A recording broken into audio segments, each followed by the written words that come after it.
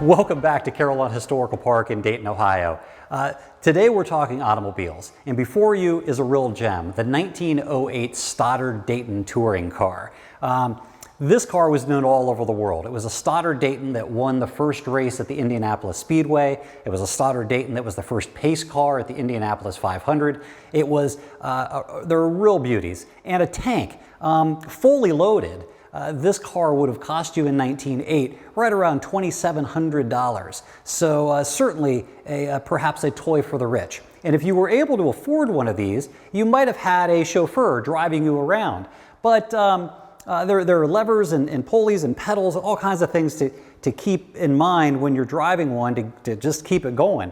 But about 10 years later, half the cars in the mid-19-teens in the United States were Model T Fords, what was considered the universal car and relatively simple to fix, to operate. And that's what we're going to talk to you about today. How do you drive a Model T Ford? Let's get started.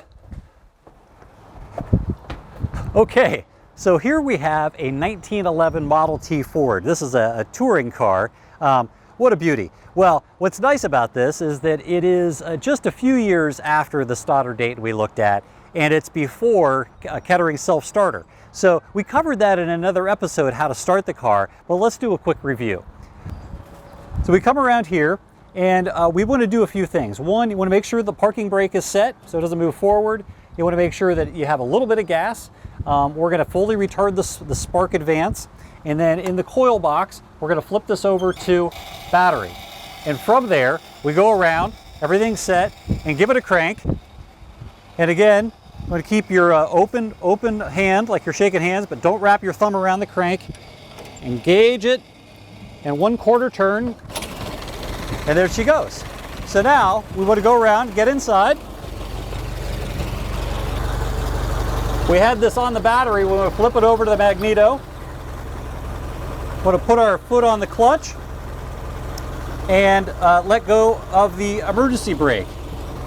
But this is where we want to really get focused in on the pedals. 3 pedals. This one all the way to the left is the clutch. Right now, as you can see, the parking brake is straight up and down. It's right in the middle. That is actually holding the car in neutral. And if you push down on this pedal all the way, you go into low.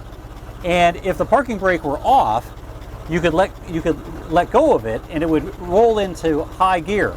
So it kind of naturally wants to be in high. You also have a brake all the way over to the right. And then of course in the middle is reverse. When they first started building these cars in 1908, they had a separate lever for reverse and just 2 pedals, but it didn't take too long for the Model T to end up with a reverse pedal.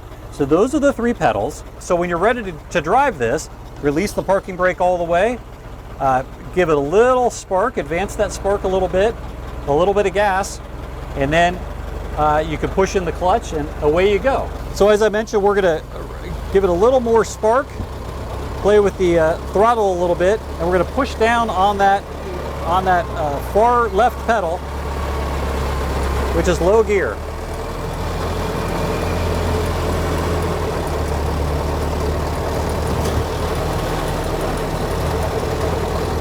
We get out in the clearing here a little bit, turn around in the museum.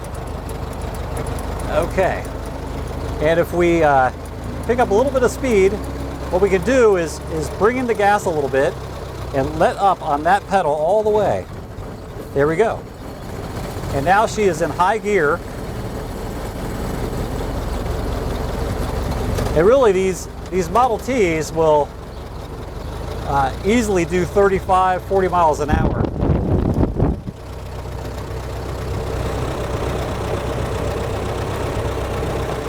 And there you go. Those are the basics on how to drive a Model T Ford. Thank you for joining me here at Carillon Park in Dayton, Ohio.